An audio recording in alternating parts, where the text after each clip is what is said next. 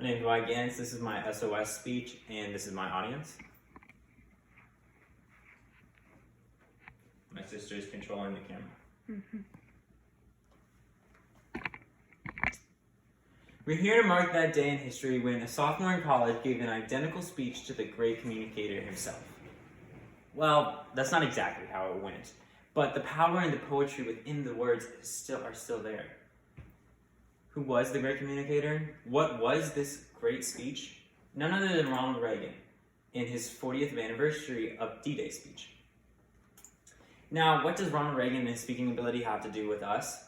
Reagan's ability to communicate is the light in which all other communications is compared to in our modern day society, whether it's television, radio, or actual public speaking.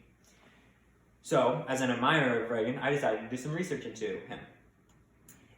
So today, we will be conducting an experiment, and this experiment will be dissecting the great communicator's prowess, comprehending the gravity of that fateful day, as well as conveying the 40th anniversary of D-Day speech.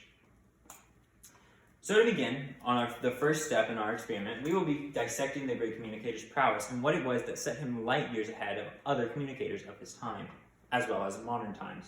Reagan's past as an actor set him apart. According to the Weekly Standard article on February 18, 2013, Reagan is quoted by saying, "Having been an actor really came in handy in politics." Now, this gave him practice speaking in front of people, as well as creating his own kind of persona or style. According to the New Statesman article on April 19, 2010, Reagan understood the importance of style within his speeches, and this allowed him to connect with his audiences better because it was his own style.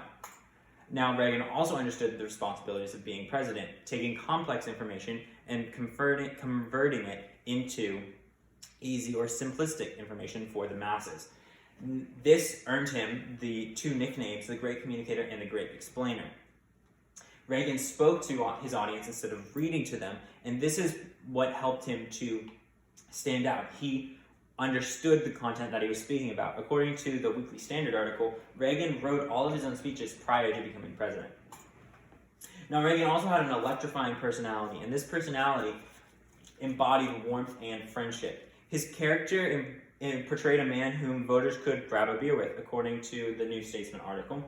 He exuded warmth, and this warmth allowed him to connect with people, both friends and foes. This allowed Reagan to pass legislation that created the Reagan Revolution without ever controlling both houses of Congress, according to this Enterprise Salt Lake City article, January 26, 2009. Now, because of this, he created this mutual relationship with his audience. Reagan provided the vision, while the audience provided the means to attain that said vision. Now, this connection often led to Reagan going off of script, such as in the case when Reagan said, "Mr. Gorbachev, tear down this wall," that line that lives in infamy, Reagan gave against the advice of his advisors. Reagan also loved to use analogies, and these analogies were part of the reason why he is so well known. Reagan's storytelling ability was unparalleled, and it allowed him to invoke emotion into his audiences. Reagan's stories were almost as if they were a manual for his audience to follow, a step-by-step process or story that takes the audience through the highs and lows of a story, allowing them to connect, that then allows them to come to a comprehensive conclusion where they learned the lesson. Reagan knew that without this, the message couldn't inspire change, or self-awareness was needed, according to a book that Dan Quiggle wrote. He's an author, an entrepreneur, and a leadership keynote speaker. Now, Reagan also loved to use illustrations, and these illustrations can be seen in both physical and tangible illustrations, as well as emotional illustrations. Reagan used the U.S. debt and illustrated it by comparing dollars to miles, as well as the inflation rate, when Reagan compared the worth of a 1960s dollar to the worth of 36 cents in 1981. Reagan also physically used the illustration of the Brooklyn Dodgers to the boys of Point de Hope as well within this 40th anniversary speech, and you'll see that in a moment. Reagan's emotional and soulful illustrations are more subtle, such as in the case when he is quoted in the Harvard Management Communications letter of April 2001, where Ronald Reagan said, Nancy and I are pained to the core by the tragedy of the Shuttle Challenger. We know we share this pain with all of the people of our country. This is where Reagan compared his own family pain to the pain of the country. Now that we've seen what made Reagan such a great communicator, we can move on to the second step in our experiment, to comprehending that fateful day of the speech. Now, the scene was set and the time was right for this speech. The sun shone in the sky. You could look out and see the horizon and hear the rhythmic beat of the waves on the seashore. The audience had a great deal of anticipation while on this summer's day, June 6, 1984. According to the Washington Post, June 5, 2019, D-Day was a distant memory for many of them. However, it had created a lasting impact because they had lived through this traumatic time. Because of this, Reagan's words needed to be perfect for his emotional audience. Now, his emotional audience consisted of the boys of Pointe du Hoc and the bureaucrats. Now, the boys of Pointe du Hoc totaled in 62, and Reagan connected with them by calling them men or champions and heroes, all of which connected him emotionally to these people, as well as calling out their different varying ages and careers, such as railroad brakemen and professional tap dancers even. Now, the bureaucrats, on the other hand, gave validity to Reagan's speech. They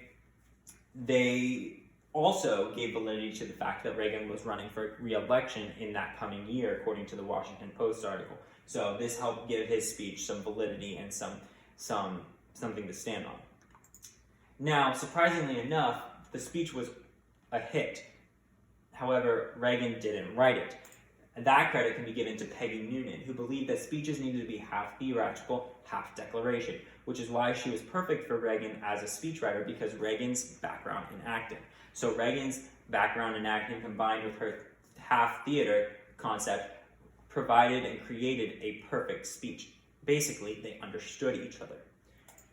All in all, this speech personified Reagan's ability to speak in the most perfect ways. He told a story. Reagan directly connected with his audience. Reagan also even challenged his audience. All in all, the D-Day 40th anniversary speech was perfect for Reagan. A perfect combination of what made Reagan a speaker. Now, the last step in our experiment is the D-Day 40th anniversary speech itself. And it went something like this.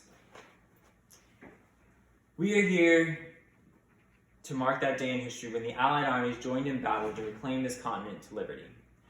For 4 long years, Europe had been under a terrible shadow. Free nations had fallen, Jews cried out in the camps, and millions cried out for liberation. Europe was enslaved and the world prayed for its rescue. Here in Normandy, the rescue began. Here the Allies stood against tyranny in an undertaking unparalleled in human history.